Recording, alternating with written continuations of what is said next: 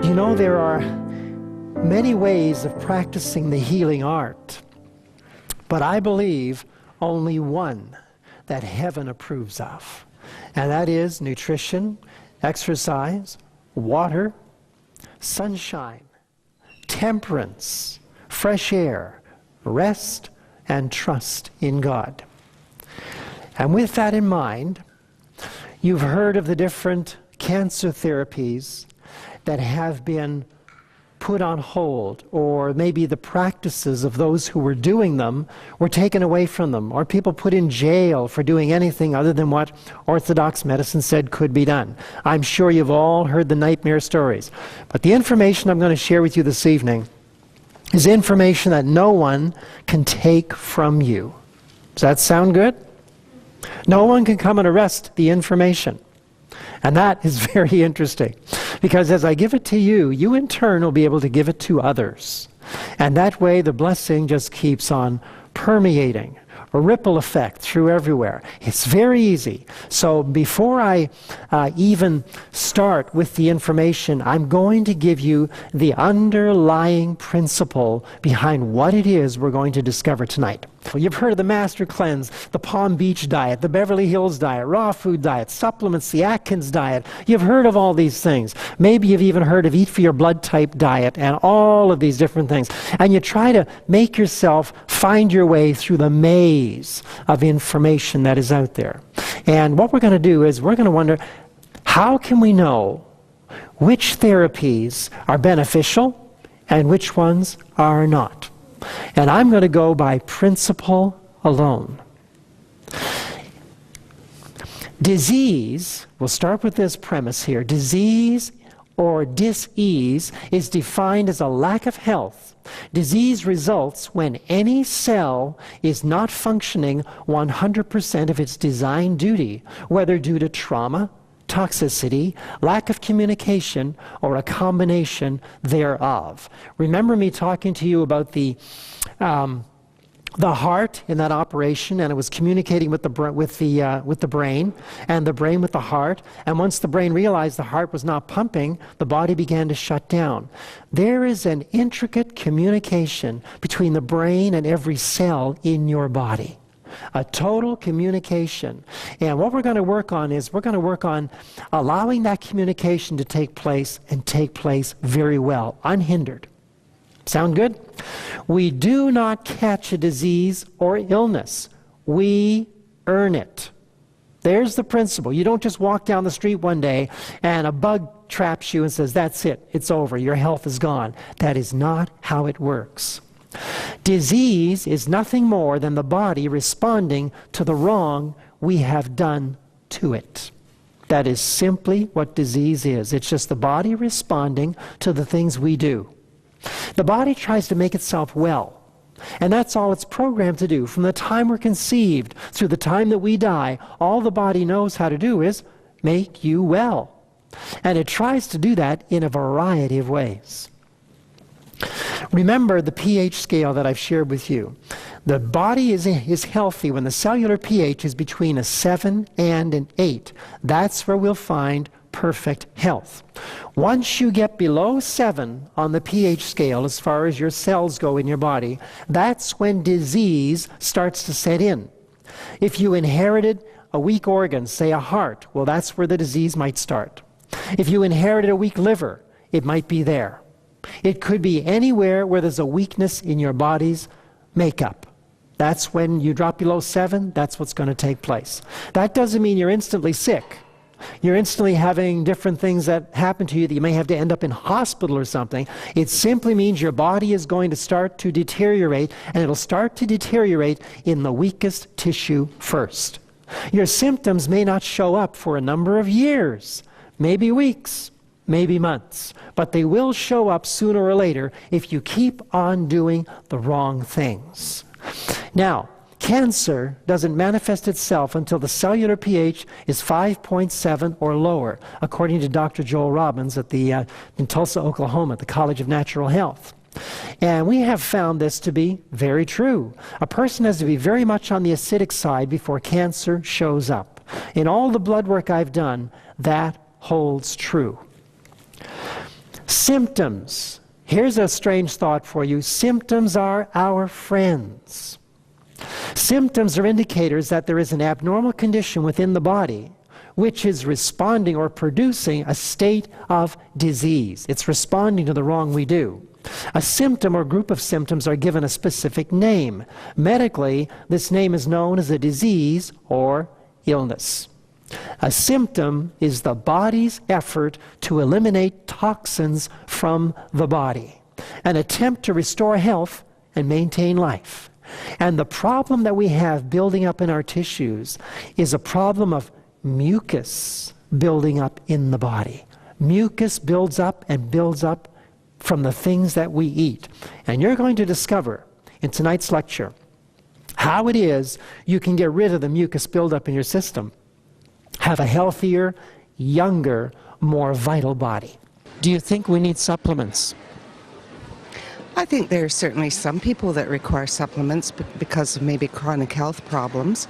I don't know. I've never used them. I know a lot of people who do use them, though. They say they work, so. Yeah, I think so for some things. Can supplements cure symptoms? A good question. Have any of you heard us in these lectures selling supplements? No? Why do you think that is?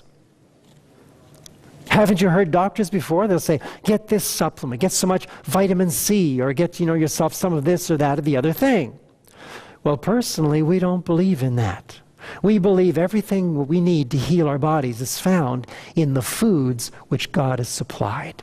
That is what we believe, and that's what we've seen work best. And I'm going to show you why that is. Have you ever seen on a drugstore shelf or on the shelf of a health food store, and I'm not putting these places down, but you'll see vitamin C from ascorbic acid. Have you ever seen that? Yeah. Well, vitamin C from ascorbic acid is a true thing. It's from ascorbic acid. But what is the ascorbic acid? Now, vitamin C is made up of 9 components. And ascorbic acid is the outside protective layer. Once they try and separate vitamin C from its original parent stock, the ascorbic acid is taken off. And the ascorbic acid is all that's left because the other 8 components will oxidize immediately once the ascorbic acid is all through, is taken off. So you see, all you have left is ascorbic acid. And that's why they'll say vitamin C from ascorbic acid. Now there's a principle here, because I say, what therefore God hath joined together, let not man put asunder. In other words, don't let man divide it up. When you try to subtract the vitamin C from the orange, you ruin the vitamin C. Now, if you take orange juice and you dehydrate it at 105 degrees or lower, that saves all the elements in their proper formation, in their proper balances and ratios.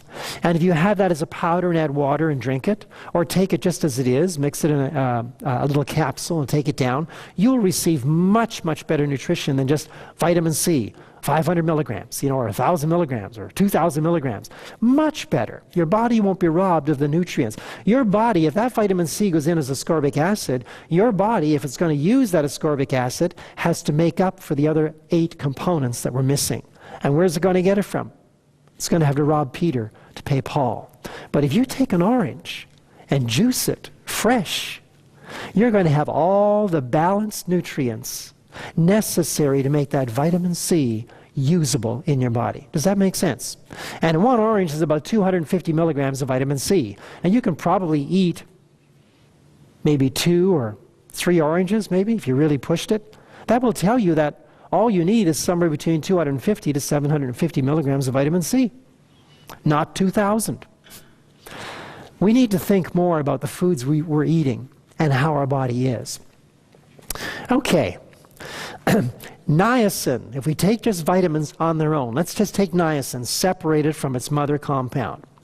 Niacin, as found in nature, it acts as a vitamin, but taken in supplement form, it begins to act as a drug.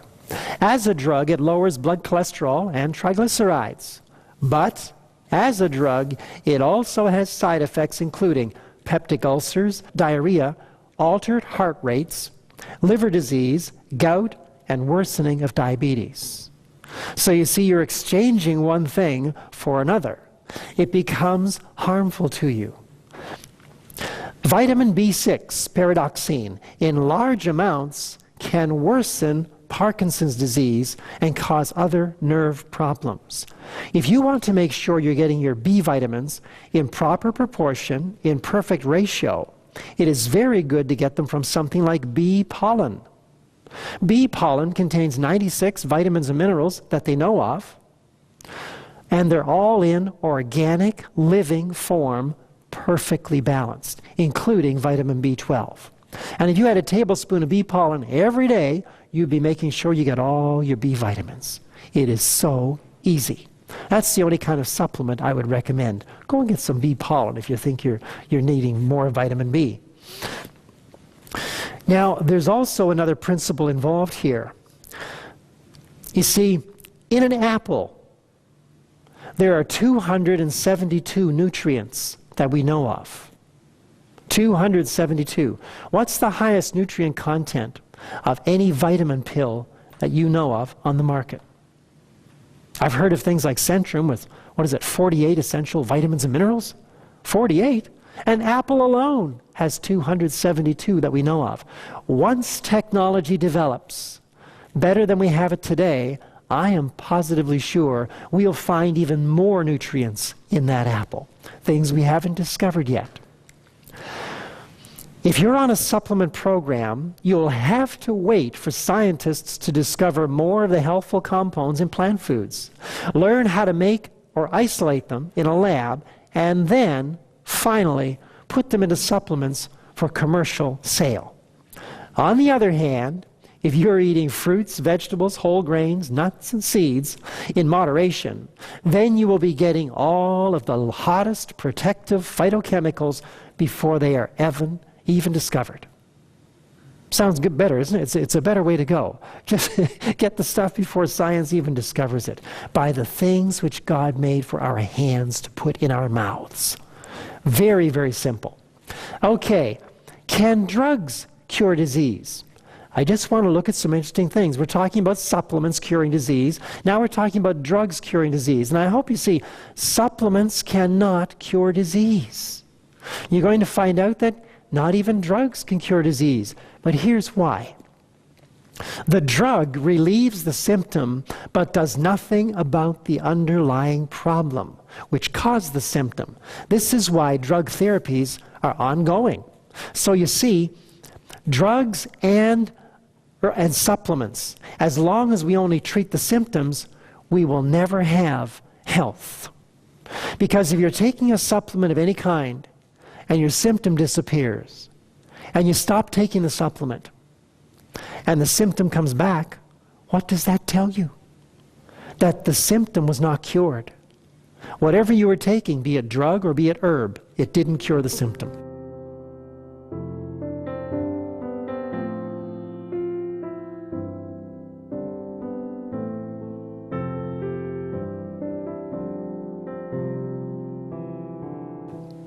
We have to do something different. We have to attack the problem from the inside out, because that is where it's coming from.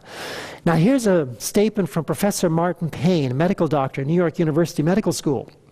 And he said, in the administration of medicines, we cure one disease by producing another. Also, Professor Alonzo Clark, medical doctor at New York College of Physicians and Surgeons, said all of our curative agents are poisons. And as a consequence, every dose diminishes the patient's vitality. In other words, the body has to fight this poison and try and cure the disease at the same time. And sometimes those very drugs can cause death. There are 2 times when symptoms will manifest themselves in the body. When the body is sick and when the body is repairing itself. Now, it's very important that you understand that very principle. 2 times when symptoms will reveal themselves. When you're very sick and when the body is repairing itself. And I'm going to explain that now a little bit further. A disease symptom happens when one or more of the body's organs of elimination are not working properly. And the organs of elimination are the lungs, colon, the kidneys, the skin, the liver. And here we are. Symptoms of a diseased colon will be manifested as constipation, diarrhea, cramping, blood in the stool, bloating, undigested food passing through, long transit time, or hemorrhoids. And by the way, hemorrhoids can also be showing us a sign that the liver is very congested. Okay, so it's, don't remove the hemorrhoids. We find out, why are they there? What placed them there to begin with? Because if you find the cause, you have found the cure. Diseased lungs manifest symptoms such as constant phlegm, difficult breathing, such as asthma, chest pain, which is not heart-related, over-acidity of the body, because lack of oxygen causes acidosis to take place in the body, low oxygenation of the blood, and nasal congestion producing post-nasal drip. If you know anybody who's got post-nasal drip, you've got some lungs that are having difficulty. Symptoms of diseased kidneys. Now notice, I'm dealing with all the organs of elimination here. Symptoms of diseased kidneys will be realized when one suffers from high blood pressure, mineral deficiencies resulting in poor blood quality, chronic dehydration despite adequate water consumption, and when minerals in the body as well as sugar levels in the blood get out of balance. That is when the kidneys will show signs of stress, symptoms of we're in trouble. Diseased skin will manifest symptoms like very little sweat, discoloration, acne, various blemishes such as warts, moles, psoriasis, eczema, etc. It can also be very sensitive to sunlight with moderate exposure and can be slow to heal and scar easily. Those are signs that your skin is not working properly. Now remember, those organs of elimination have to be working properly in order for you to be in health. Is this understood so far? Do you know anybody with the symptoms that I've mentioned? Probably. This is telling you the organs of elimination are not working properly. A diseased liver produces symptoms such as cholesterol level imbalance. Anybody know somebody whose cholesterol level is too high this way or too low that way? That's a sign of liver dysfunction. That's what it is. It's not a deficiency in herbs. It's not a deficiency in cholesterol-lowering drugs. It is a problem with the liver itself. Poor digestion of fats, fatigue, asthma, and other lung problems, yes, related to the liver. Headaches, a coated tongue, blood toxicity, as well as kidney problems. If it is unable to neutralize uric acid fast enough, it causes problems with the joints and everything, and arthritis showing up because the liver is not able to function properly and the diet is wrong, causing the liver not to function properly. So now there are the organs of elimination. Now the symptoms of disease happen when you have not been eating and living right according to the 8 laws of health. And I gave those 8 laws to you at the beginning of this lecture. On the other hand, a symptom of repair happens when you have been doing everything right and all of your eliminative organs have been working well. Usually you have a feeling of well-being for 2 to 3 days. You feel really good, maybe better than you've ever felt before. Then all of a sudden, oh my, a symptom occurs. This, you know, is the body healing itself. We had one man come to see us, and he went through a cleanse program, a 10-day cleanse. And on this program, he did very good. He worked hard at it, did a lot of sweating, put in a lot of the right foods. When he got home, 2 weeks after he got home, he phoned us.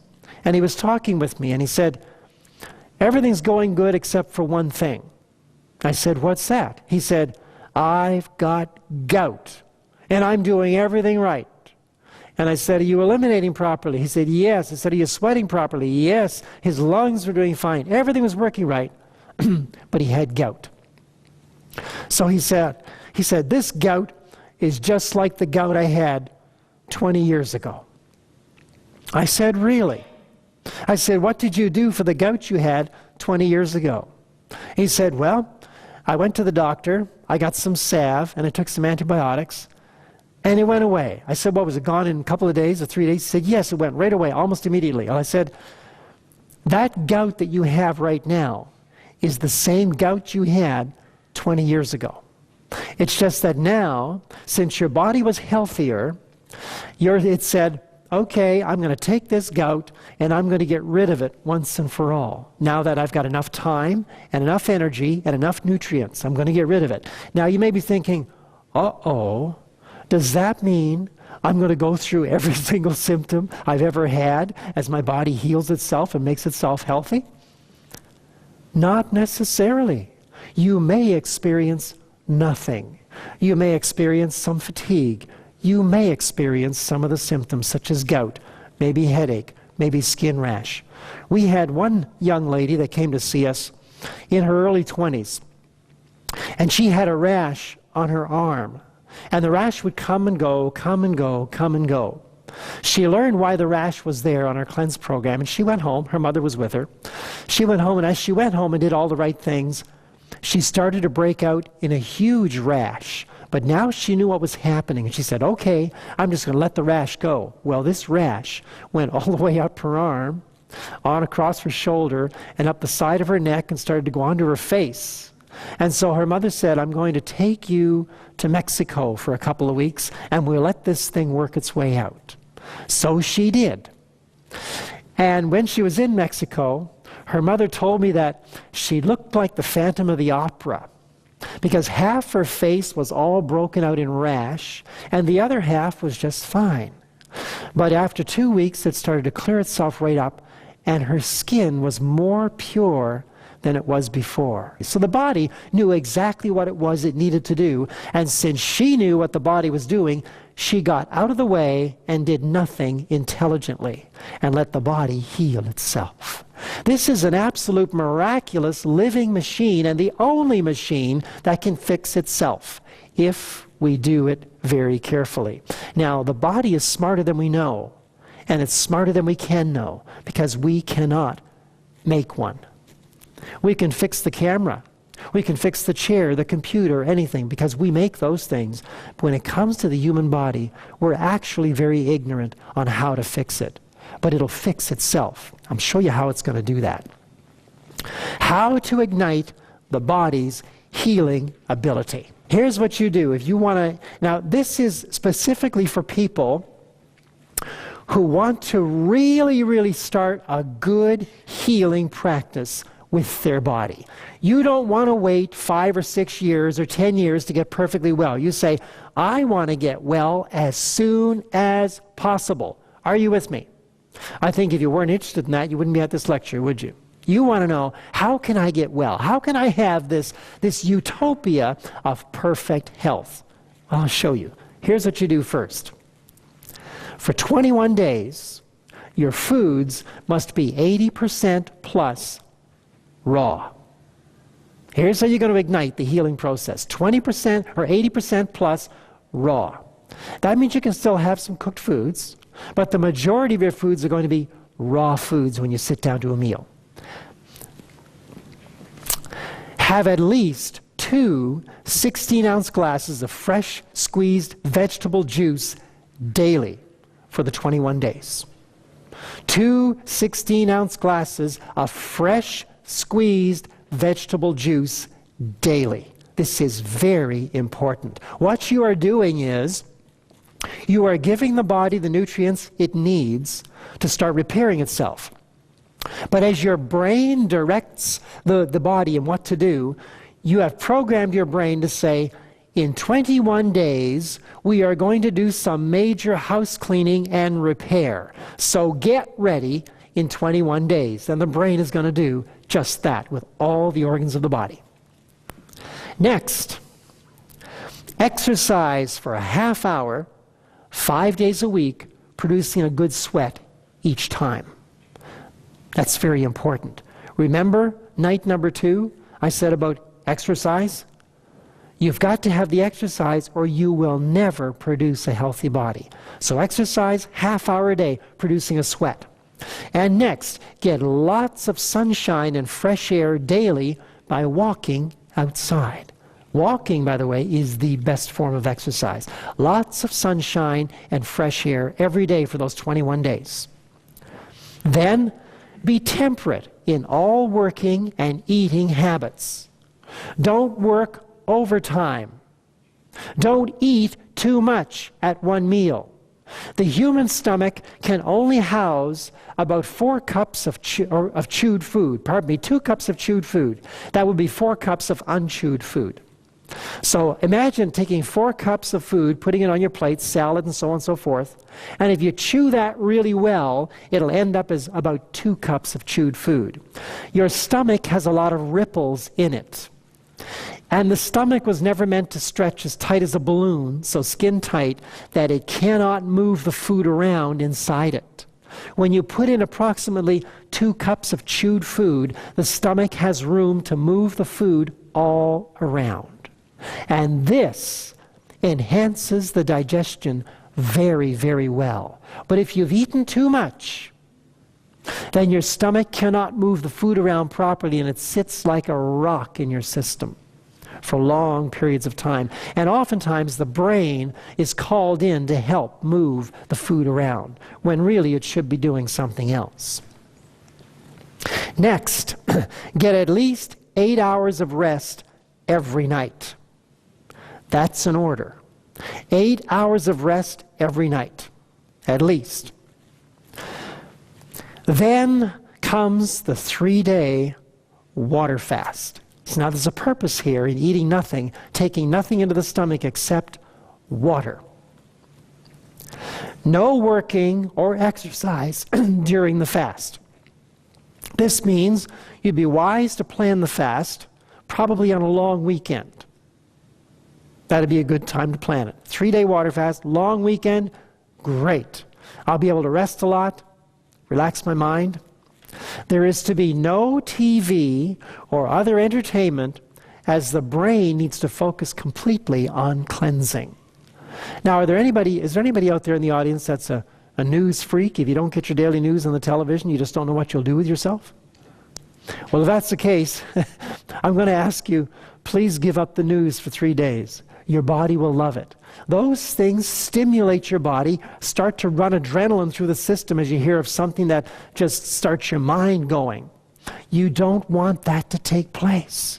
Instead, you want perfect relaxation. Now, the thing that goes along with this is the fact that prayer and communion with God are recommended, but no intense study of any kind. So if you're watching the news, it can rob that spiritual experience for you. But if you'll just pray and just study lightly the Word of God. Maybe read some of the promises from the Psalms. Or one of my favorite things to do is to read the book of John. Just relaxed reading. Don't think very hard. Just absorb yourself in the love of God for you. And He wants you to be well. He wants you to be very healthy. And this is part of the way He's going to do it. Sleep whenever you feel tired for those 3 days. Does this sound like a holiday to you? Sounds like fun, doesn't it? Just nothing to do. I just heard my wife in the corner, I think it was, she was going, oh my, oh, I'd love to have such a thing. We have an extremely hectic schedule. You can imagine. And it's hard to get away sometimes. There's so many people in need. So many people are sick. And it's a good thing we're doing the videos because this will help people to get the information and we won't have to be there. Praise the Lord for technology. We can be everywhere at once. That's good. Next. Disconnect the phone and other annoyances. Disconnect the phone and other annoyances. If you've got some of these latest electronic gimmicks, get rid of them all. Get the sensory overload away from you. Get a quiet place. Maybe you'll have to go away to one of these retreat places in the wilderness where you can just have 3 days. Nice little cabin in the woods or on the beach by the ocean, whatever. As long as you have those 3 days to do nothing but relax and follow all this by drinking lots and lots. What kind of water would you be drinking? Good for you. You learn well. You'll be drinking distilled water. And distilled water, whenever you're thirsty, even between, just keep sipping on the water, and your body is going to start to clean things up. It says, great, there's no digestion being used. I'm going to start healing the body. Now, I've said on here, sleep as much as possible, as much as you want. Your eyesight uses up to 70% of your total body energy. So if your body wants to use 100% of your energy for healing, what would it do? It'll say, brain, could you close down sight for a little while so we could free up that energy and use it for cleaning the liver or maybe repairing the heart or the bowel or the pancreas or the stomach? And the brain, during those 3 days, is going to say, no problem, watch this. Oh, off you go. That's good. And by the way, if you've eaten a big meal, and you feel really tired, that's because the stomach says, oh boy, I'm going to need more energy than I've got to digest this meal. Could you please shut down sight? He's using way too much energy. Shut the news off. Pull the plug on the TV or just do something. That's how the body operates. Once you learn how it operates in health, it's easy to figure out what's going on when disease sets in. It's a whole lot easier. Okay, now during the fast, you may experience some symptoms which you have previously had, or you may feel nothing but tired. If you feel nothing but tired, that means your body is taking care of things. Okay? Whatever your body needs to do, just listen. You may experience nothing at all, which could mean that your body has taken care of whatever it needed to take care of, or from the foods you've been consuming, and you've improved your way of life. So your body during that 21 days, or even prior, if you've changed your diet and lifestyle, could be looking after things. Now here's one important thing I wish to stress. Caution, do not fast longer than 3 days without the supervision of a professional. Someone who's in the business, who knows what to do with people who want to fast. Someone who's done a lot of fasting. This is your best thing to do if you want to go longer than 3 days. But I don't recommend longer than 3 days. 3 days can do wonders for you. You may say, I'm going to do 3 days once a month. Great. Fantastic. Maybe you want to do 3 days once every 2 months. That's good. Whatever you want to do, you do it. Now, there's another principle involved here in this, and that is this. Different supplements can force the body to do something it might not be ready to do. For instance, if you were to take Golden Seal, which is supposed to be very good for cleansing the liver, well, you force your liver to clean when maybe it's not ready to do that. Maybe the body says, look, I've got more work to do on the pancreas, and you're forcing me over here to the liver to do something I wasn't ready to do yet. Maybe the bowel wasn't cleansed enough that the liver could dump toxins into the bowel. So we always start with a good bowel. Get the bowel working good, and then let the body do whatever it wants to do. Now you see, I don't believe in force. I believe in letting your body do whatever it wants to do. Your brain knows what needs to be healed first. And it will do just that if you give it the nutrients it needs. It will look after the most life-threatening situation first and then go on down the line. Usually what takes place is this: Hering's law of cure. Whatever symptom you had last will be the first symptom to disappear. And the first symptom you had will be the last symptom to disappear. Does that make sense? Your body heals in the reverse order of how it got sick. It's interesting. Now here is the 3-day juice cleanse for those who don't want to do 21 days and then 3 days of water fasting. I love to offer a choice. Isn't it written in the scriptures?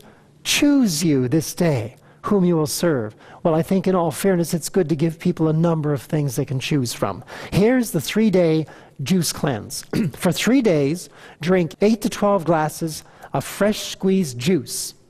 And 85% of this juice should be carrot juice. The rest can be apple, orange, beet, celery, etc. Whatever you'd like to put in that juice, you go ahead and put it in. And for 3 days, you have that breakfast, lunch, dinner, and in between. Whenever you're feeling hungry or otherwise, put in some juice and make it fresh. All the time, make it fresh. It's very good. It could last probably for a couple of hours if you did up enough to do you for a few hours, but try and do it that way. It's best fresh because less oxidation takes place. Drink the juice throughout the day. If you find you're hungry, add more juice. Does that make sense? Add more juice. On the 4th day, eat only fresh, raw fruits, because your stomach has not been used to having solid foods put in it for 3 days, so take it easy when you're going to introduce yourself back into the foods. On the 5th day, have fresh raw fruit for breakfast and fresh raw veggies for lunch. And on the 6th day, you may resume normal eating. And you can do that once a month. You could do that once every other month. Whatever you'd like to do. But I'll guarantee you something. If you do the 21 days of eating right and the 3-day water fast, or you do the 3-day juice cleanse, you're going to get a benefit in your body. Whenever you start doing something right, your body responds accordingly. Here is the melon cleanse. And this is fantastic. You see, when we do things to our body that force it to do anything, we're out of harmony with the laws that govern the body.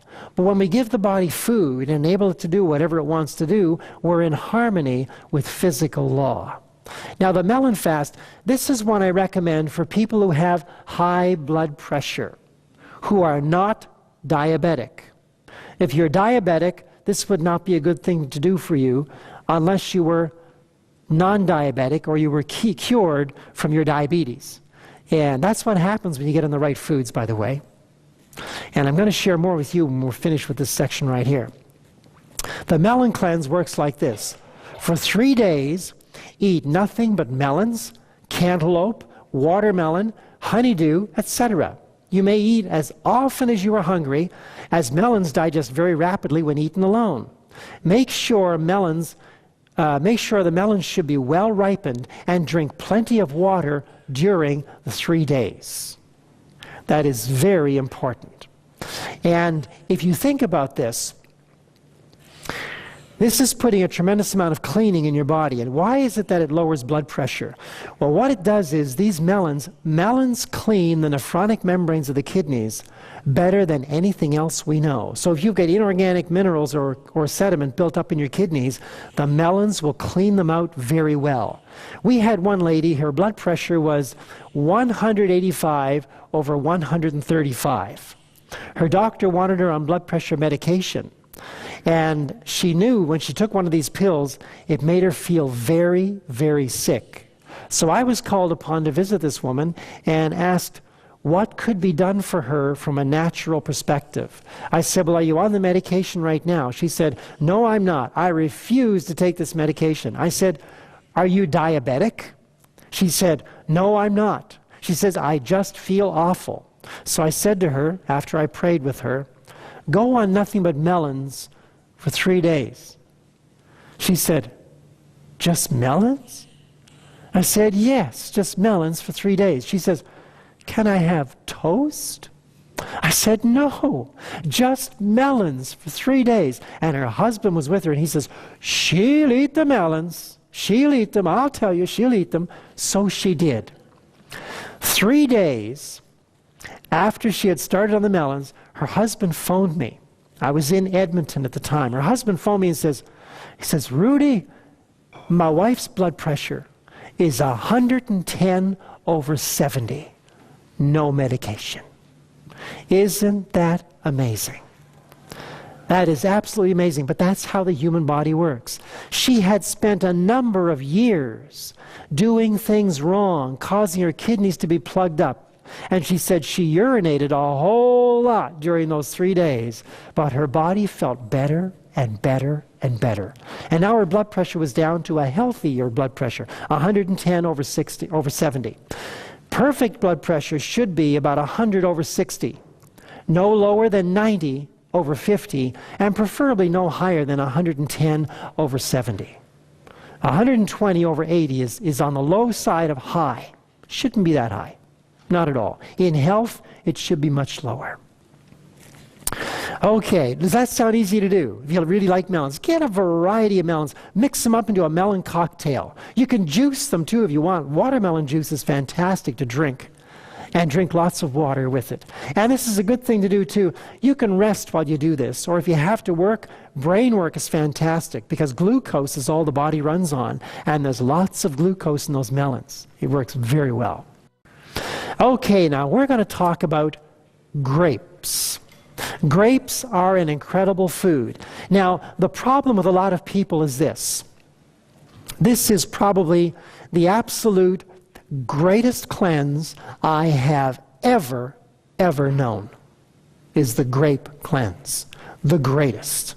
And you're going to see why. Many people, when they become encumbered with mucus and phlegm and pus throughout their body, they start manifesting symptoms such as fatigue, asthma, bronchitis, a hurting liver, painful bowels, edema in any part of the body, varicose veins, headaches, skin rashes and irritations, constipation. All these things are the result of mucus buildup in the body. So the body cannot operate like it needs to. And most North Americans are overweight. They've got too much mucus built up in the system. And what does the body do? It will start to use what we call a vicarious avenue of elimination. So the skin may break out in rashes. Weeping sores sometimes will happen on the skin. Pus oozing out from the legs, sometimes from the upper arms and the back, but mostly from the lower extremities. These are all signs of mucus and phlegm and pus buildup in the body, a system that is not working right, a very acidic system. Grapes are one of the most fantastic foods for cleaning the whole body. And I'm going to show you how they do that. Are you ready? First of all, grapes are the most potent of all medicinal foods. Grapes are the most potent. And yeah, you'll want to write these things down. Black grapes are the most nutrient-dense grapes. Black grapes, preferably with the seeds in the grapes. When you can juice these grapes, and when you put them through the juicer, make sure you juice them seeds and all through a good vegetable juicer. The seeds are easy to chew up, by the way, in grapes. Grapes are detoxifiers of the whole body. They have that rich a nutrient. Other grape colors are fine too, like your green grapes and your red grapes and your purple grapes, but black grapes, if you can get them, are the absolute best. Now, before I go any further here, I want to share with you what I do to clean grapes. Preferably for this grape fast, which will be 3 days, you'll want to buy certified organic grapes. And if you cannot, for any reason, get the certified organic grapes, then get the commercially grown grapes. And here's what you do. You put them in the sink of water. But in this water, before you put the grapes in there, you squeeze the juice of 1 fresh lemon. Squeeze it in the sink water. Then you add 2 tablespoons of Celtic sea salt. Celtic sea salt. C-E-L-T-I-C. Celtic sea salt. If you're from Nova Scotia, you know how to pronounce that when you see C-E-L-T-I-C, Celtic, not Celtic, like some people pronounce it on the West Coast. It's Celtic sea salt. And you stir that sink water very well till the lemon juice and the sea salt is all dissolved. This makes a mild form of hydrochloric acid. Then you put all your grapes in the sink water and you let them sit for about 15 to 20 minutes. And this will digest all of the sprays and things that are on the outside of the grapes. Anything that could be harmful to you will be taken off there. You could do this with your certified organic grapes if you wanted to also. It could remove anything that may have gotten on there like bacteria or whatever from people handling the grapes. It's always good to wash your food. And then when that's finished, when the 15 to 20 minutes is up, take your grapes out of the sink and rinse them well. And then put them in your refrigerator. Now, you could also do this for your vegetables if you bring them home from your shopping trip. You could do that with your lettuce or with your spinach or whatever you wanted to wash. Cucumbers or anything like that, cabbage. Use that sink water. And that sink water will last you a long time when you've got a big sink full of water and all those vegetables. It works very, very well. And it's a very inexpensive way for a veggie wash, isn't it? Something you can do at home. Okay, back to the grape story here. Tartaric acid removes mucus. Grapes have a great amount of tartaric acid. Tartaric acid is found on the outside of the seeds. Okay? Now, remember I told you the body is thick with mucus? The tartaric acid removes the mucus. Isn't that wonderful? Breaks it up in the system, gets ready to expel it. What you're going to notice over the 3 days is this. The urine will have mucus in it. So will the feces. Bowel movements will have mucus. This is the body clearing things out. Don't panic. It's perfectly normal when your body's cleansing itself. Grapes also stop viruses in their tracks. The polio virus is halted immediately by grapes, the nutrients in grapes. So, by the way, is the herpes virus. It's stopped by the nutrients in grapes. Isn't that interesting? Grapes kill viruses very, very well. We don't get very much of them. And you never hear about these things, do you? All right. They're very high in magnesium, which, by the way, cures constipation. Grapes will do that for you. They relieve gastritis. Grapes relieve gastritis. Anybody with bowel irritation happening, bloating and things, it's all taken care of.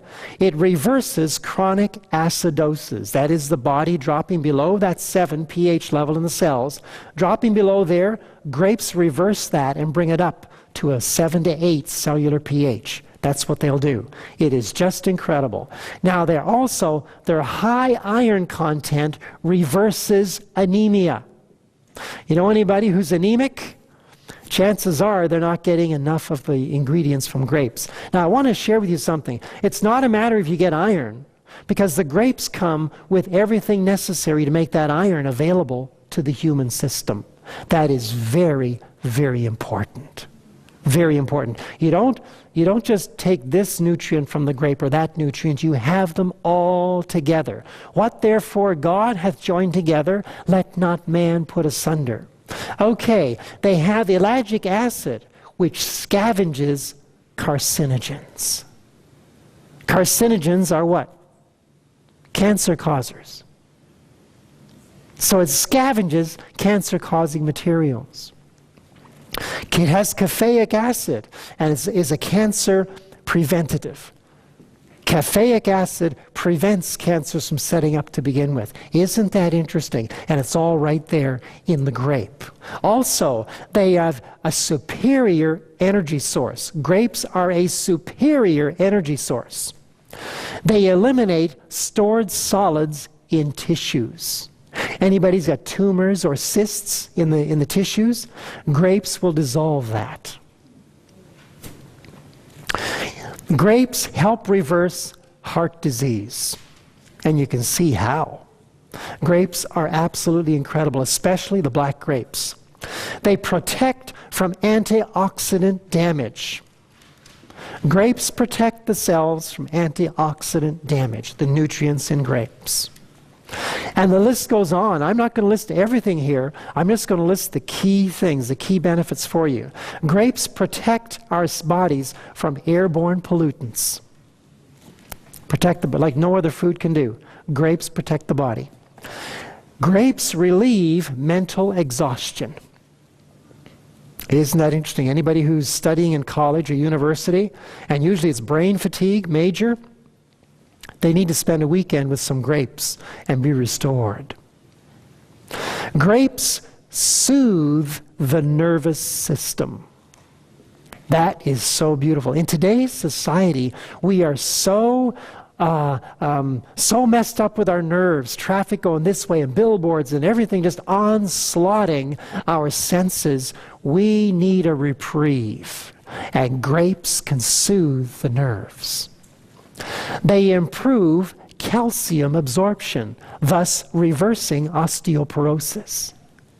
Grapes improve calcium absorption. And by the way, they also contain calcium. Isn't that interesting? But there's something else you're going to see here. Grape juice sustains nursing infants.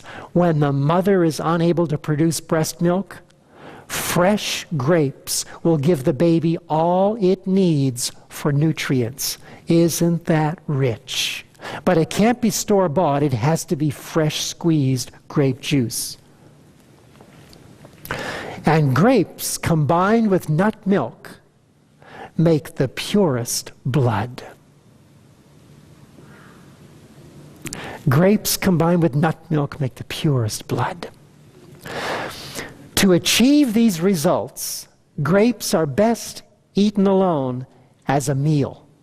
You could sit down and have a half a pound to 2 pounds of grapes, depending on your size and how full you may have felt. And just eat them slowly, chew them well, and that can be your meal. For the whole 3 days, grape juice, grapes, mash them up, eat them off the vine, have juice out of them, and rest and let your body do what it needs to do, what it's designed to do. To achieve these results, grapes are best eaten as a meal. Grape fasting cleanses the tissues. Grape fasting cleanses the tissues and the taste buds, bringing them into harmony with a healthful appetite. Your desire for stimulating foods will be greatly lessened after having 3 days of just grapes. It is absolutely incredible, but you're going to notice your sensitive tongue is going to return. The grapes will help clean it. Your tongue may develop a coat on it when you do a 3-day water fast, or when you do a juice fast, or when you do a grape fast. Your tongue may develop a coat. That means your liver is toxic and it's cleaning out. That's all it means. Not to worry. Just keep on doing what you know is right, and the results are guaranteed to come. Now, I know you may have the question, what about that nut milk? How do I make the nut milk? This is not something you go and buy in the store. No, no, no. This is something you make fresh at home, so it's living nut milk with living calcium in it. Soak 1 cup of almonds overnight. Drain off the soak water and rinse. Place into a blender with enough water to cover the nuts. Blend well, adding more water if desired, if you want to get a little thinner consistency, or less water if you want a little thicker. Strain through a cheesecloth to remove the fiber. Very good to strain that. There's one lady, she used her nylon stockings, a new pair of nylon stockings. She rinsed them, and then she used them to strain the nut milk out of. And it did a great job of removing the fibers, because you want the milk to go into the bloodstream right away. And if there's fiber in it, it won't go in as fast. So strain the fiber out and strain it out very well. And then mix this nut milk half and half with fresh grape juice. And this makes the purest blood you can imagine in your system. Now you see, God pronounced a blessing in the grapes. It says in the book of Isaiah, I believe it's chapter 65, verse 8, it says that the new wine in the cluster, do not destroy it, for it is good. All right, okay, it's very healthy for the system. So it's a very good thing to get these grapes together to do your cleanse, your 3-day grape cleanse. Does it sound interesting to you? You want to help to get that body repaired? Try it. What have you got to lose except ill health, right? And you might as well do it. You got a day to go through anyway. It is just fantastic. So, what is the only thing we need to consume in order to restore health and maintain life? Can anyone tell me? Grapes? Well, you're in the right church, just the wrong pew. Nutrition. Nutrition is what we need to restore health and maintain life. Nutrition. And all these things come from God. So this is a very, very good thing for us to have. Now, I'm going to take a pause here, and Jeannie and I are going to come and show you how to put all of this together.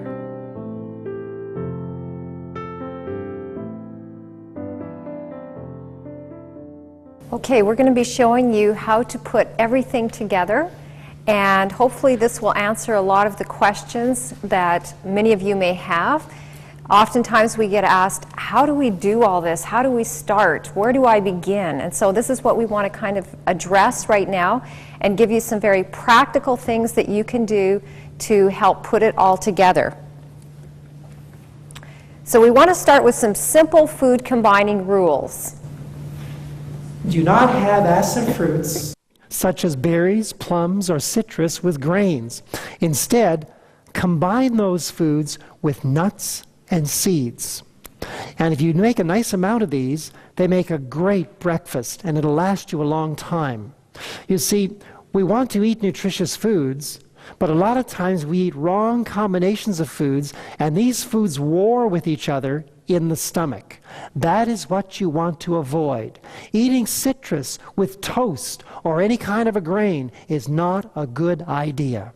Citrus and the acid fruits such as berries and plums go best with seeds and nuts. It's a good combination. Have a nice big bowl, and you'll find it lasts you a long time. Our problem is we eat way too much food. We do. We eat way too much food. So concentrate on smaller portions. Now, if you find you're losing weight and you don't want to lose weight, have a larger portion. If you find you're gaining weight, have a smaller portion. It's that simple. Okay, the next thing, we've mentioned this in one of our earlier programs, is never combine fruit and vegetables at the same meal, as the sugars in the fruit will cause fermentation to happen. The rule does not include non-sweet fruits, and we did mention that once before. Non-sweet fruits would include avocados, tomato, cucumber, things like that. So those fruits could be mixed either with a sweet fruit meal or with a vegetable meal, and they will digest fine. But sweet fruits should not be combined with your vegetables. They don't digest well together, and you will end up causing fermentation. They take different rates of time to break down in the stomach, and as the fruit digests quicker, it will sit there in the stomach, and those sugars will start to ferment while the vegetables are finishing their digestion.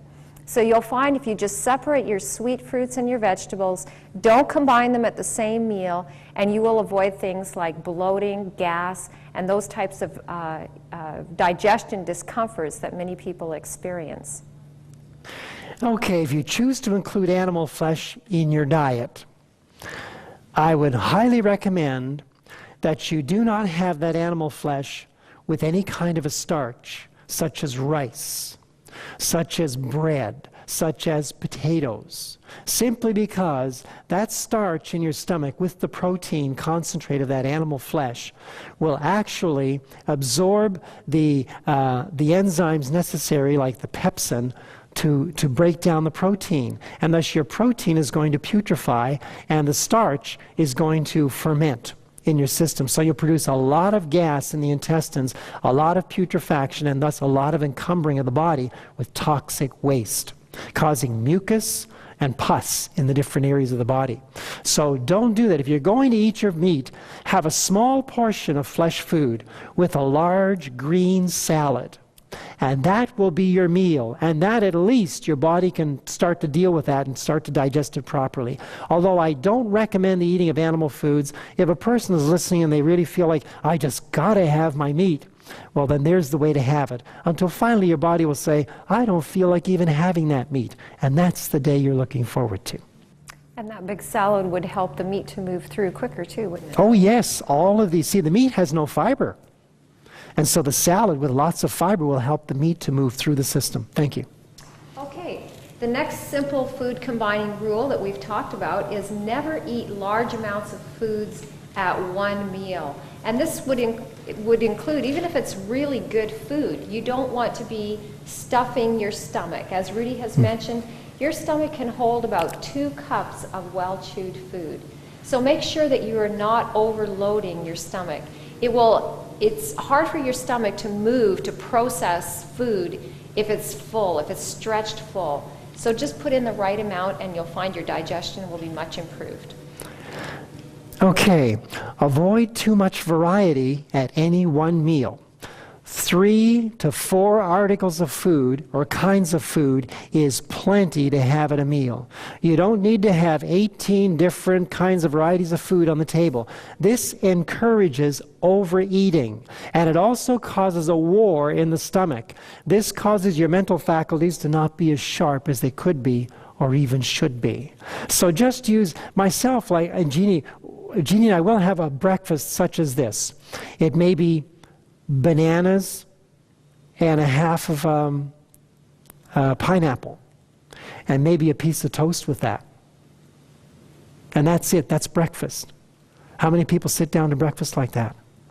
Sometimes it'll just be blueberries and seeds and nuts. That's breakfast. We eat so simply, don't we? It's unreal. People, whenever we go out to somebody's place, what are we going to make them? What are we going to make them? Don't even worry about it. We'll eat whatever we can at your meal table. It's not that hard. We eat very simply, but I want to share this with you. We didn't start off this way. We've been doing this now for over 15 years, probably over 16, getting into it little by little by little by little, till finally we've arrived at the place that we're at. So don't think you've got to be just like we are.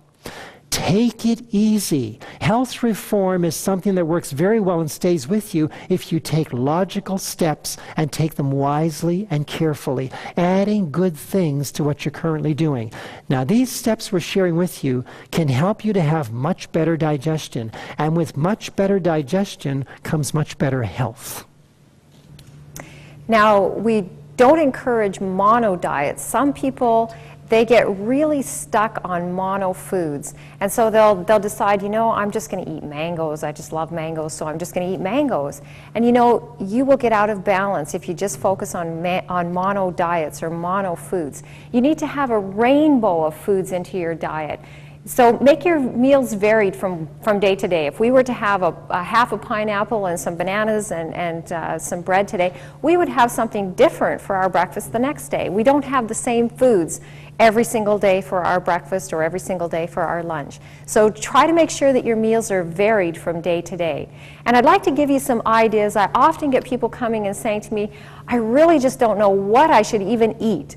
And so what I'm going to do is put up on the screen here some sample ideas for you that might kind of trigger your thinking and give you some ideas to say, hey, this is a place where I can start. This gives me some ideas to know how to even begin.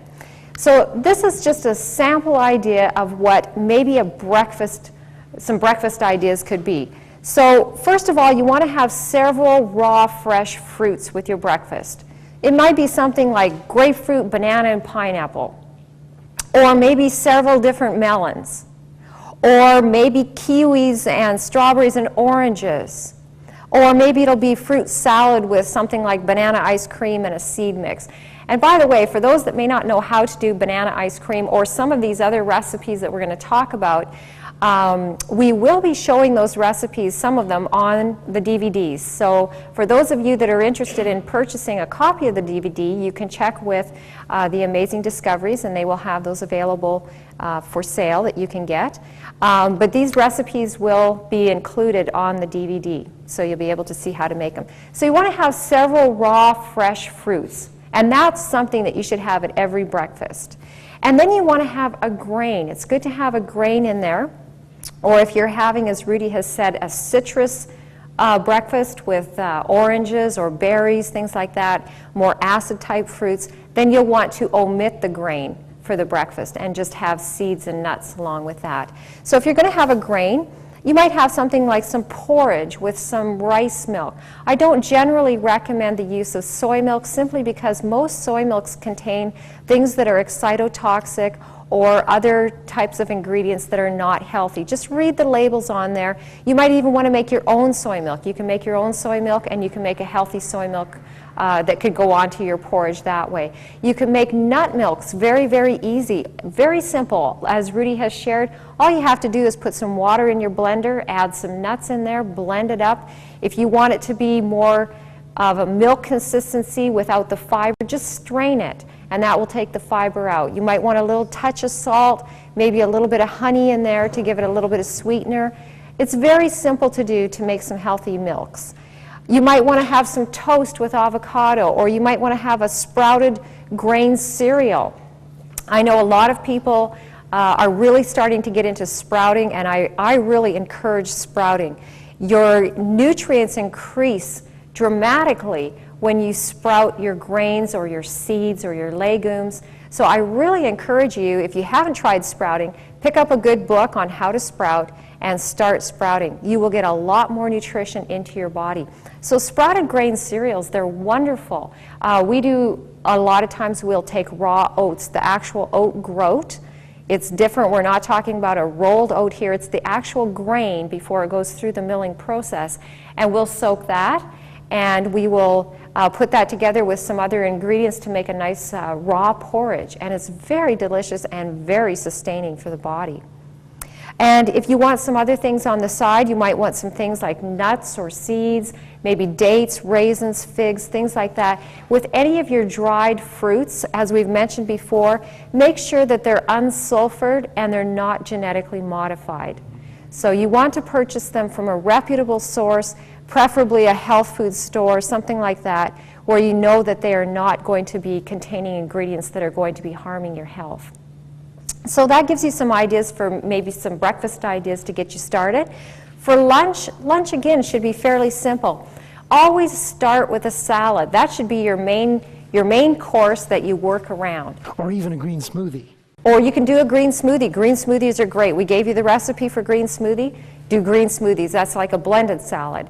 So your salad might be something like a lettuce base with shredded vegetables like beets and carrots and purple cabbage, things like that. You want to get a lot of good vegetables into that salad. Again, you want to vary it from day to day. You don't want to have the same salad every day.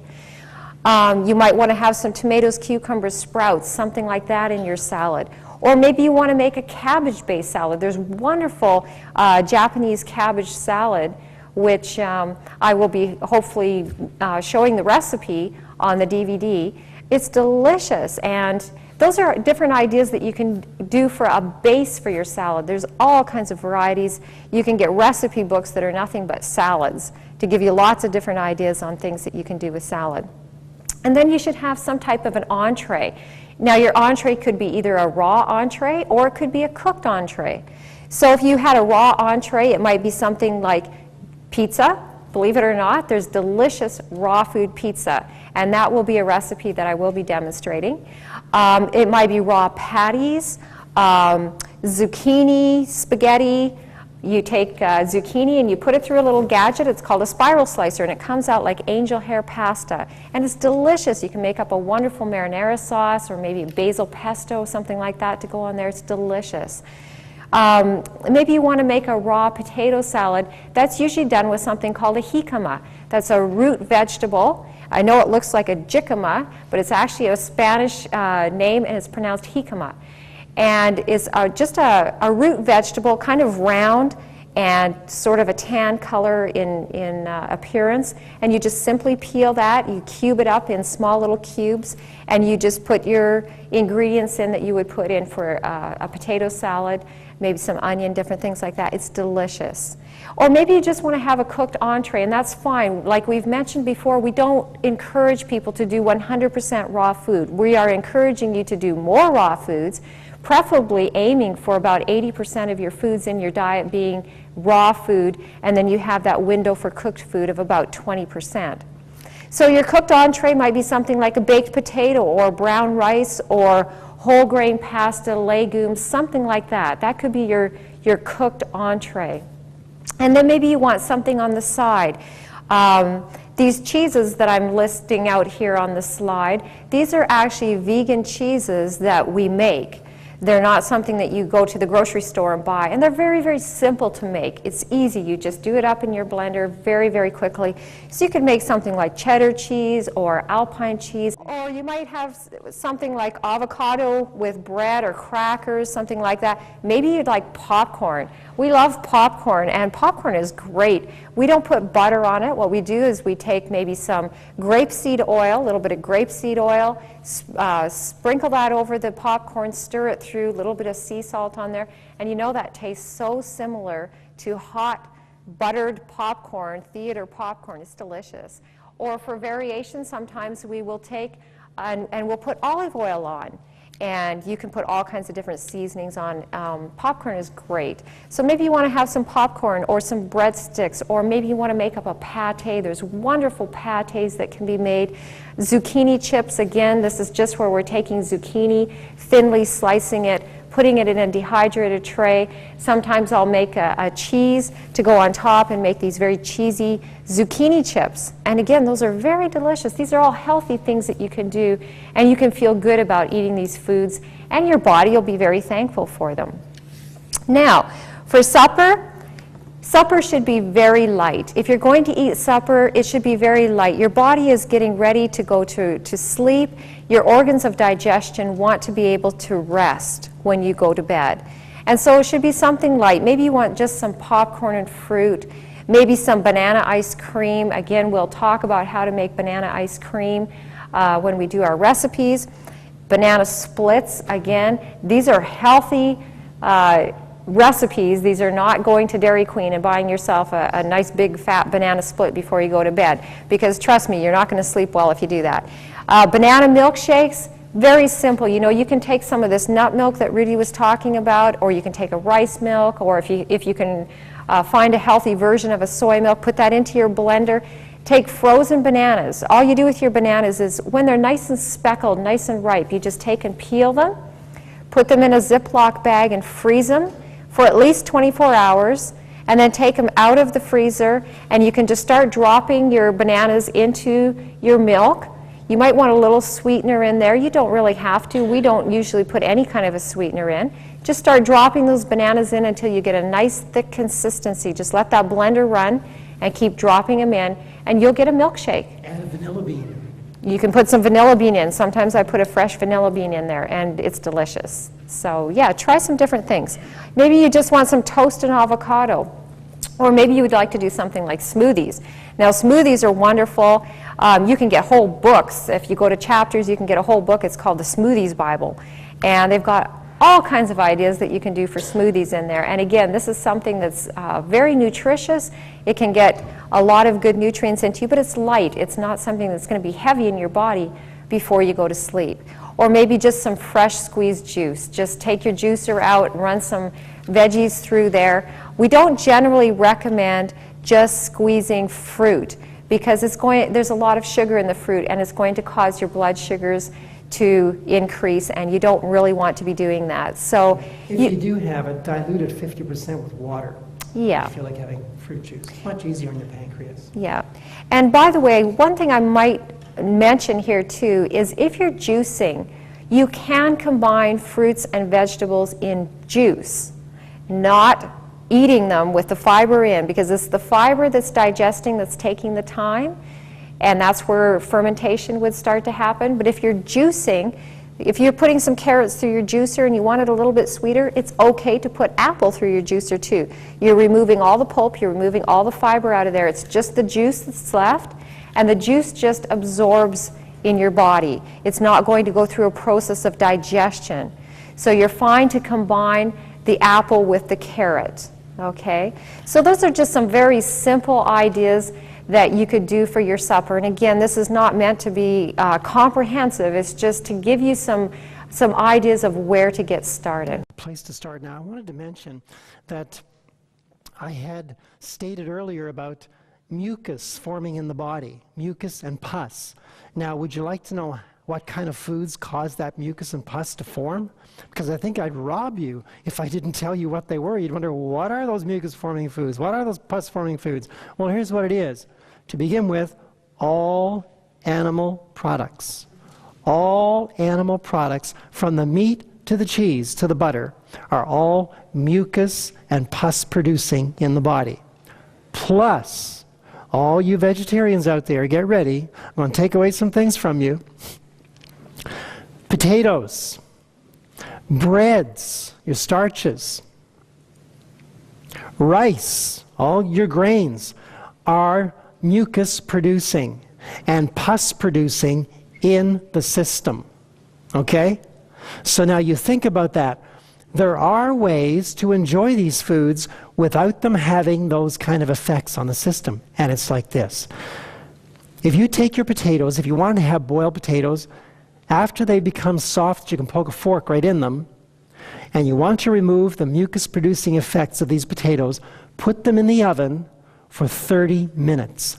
Bake them for 30 minutes. This will dextrinize them, and your body will be able to utilize them. As opposed to becoming mucus and pus in the system, it will be pushed out of the system, and most of it will be used as glucose in the system. That'll make the starch healthy. With your grains, you're best off to toast your bread. It may be a fresh loaf of bread or 2 days old. Toast it. If you toast it, you won't have the mucus-forming effect in your system. Or even better, Zwieback.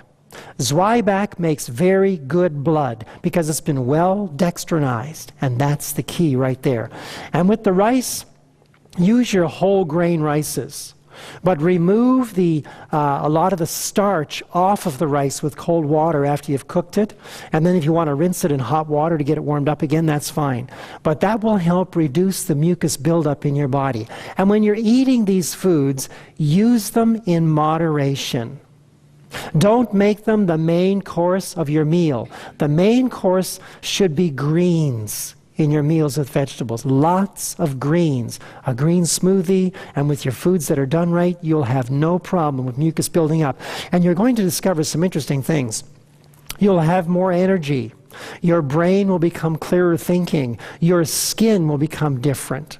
You'll feel and know the difference personally as to what's taking place in your body. And as you do these things over time, your body will heal itself little by little by little instead of a catastrophic overnight change. Just do these things that you know to be right, and this will help you. Does that answer any questions that may be on how does this mucus get in the system? Remember that. That's what I give to you. So that's your best way to do things. Now, Rudy, would you encourage people to never eat a baked potato or to never eat a piece of bread that wasn't toasted? No. You see, if this becomes your main course and you do it every day, you're having bread and butter or whatever, you're going to get in trouble. But if once a week you sat down, you said, oh, I just got to have a piece of fresh bread, it's not going to kill you. It won't. And God won't keep you out of heaven for doing such a thing. But here's what you got to look at. Enjoy yourself, and don't make food your God, but know how to put it in the system and use it wisely. You may discover after a while you don't desire the fresh bread. You feel clogged up when you have it maybe. These things happen over time. But no, don't have a neurosis like a baked potato-osis or something like that. No, baked potato is actually very good for you. Baked potatoes good, but boiled potatoes not so good unless you bake them in the oven afterward for 30 minutes, okay? Baked potatoes your best. That's your best way to have So it. if you're a person then that has some health conditions, that mucus would be something that you would be feeling that was implicated in that health condition, you may for a period want to avoid those foods that would be mucus forming. Right. But certainly then it's not going to be a problem if you want to have those occasionally in your diet. So. Introduce them gradually as you start to get well, and if you have them in the forms in which I recommended, you'll do just fine. We just want to encourage you to just try to stay balanced with everything, Yep. because it's very easy sometimes to get a little unbalanced. Sure. When you're trying to get your health back especially. Because for every mile of road, there's 2 miles of ditch. And the devil doesn't care which one he gets you off in, extreme right or extreme left. Balance in the middle. And here's a good thing to think about. Never, never, never look at somebody else's plate and say, you shouldn't be eating that. I wouldn't eat that if I was you. You know, never, never do that. Wait until the person asks you, why are you eating like that? Oh, I'm glad you asked. Here's why. Don't be the judge of anyone else's life. Judge yourself and live accordingly. Those are wise words. Now, I want to leave you with a little saying. Our meals are way too big as North Americans. Eat shorter, live longer. Eat shorter, live longer. Eat longer, live shorter. Reverse works. So keep that in mind, and may God bless you. Oh, there's a saying that we have here. We are not finished yet, are we? Disease, if you've learned nothing else through this seminar, disease is an effort of nature to free the system from the conditions that result from a violation of the laws of health. In case of sickness, the cause should be ascertained. Unhealthful conditions should be changed. Wrong habits corrected. Then, nature is to be assisted in her efforts to expel impurities and to reestablish right conditions in the system. Pure air, sunlight, abstemiousness, rest, exercise, proper diet, the use of water, trust in divine power. These are the true remedies, and they're available to rich and poor with very little cost. Sound good? God bless you, and thank you.